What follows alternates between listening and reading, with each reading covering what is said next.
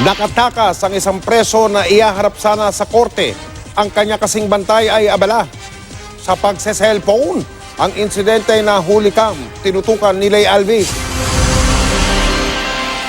Haharap sana sa pagdinig sa Baybay City Regional Trial Court sa Leyte ang ilang high-value targets ng pulisya na nakapiit sa Bureau of Jail Management and Penology Jail. Nakaposas at kumpleto pa sila nang makarating sa RTC.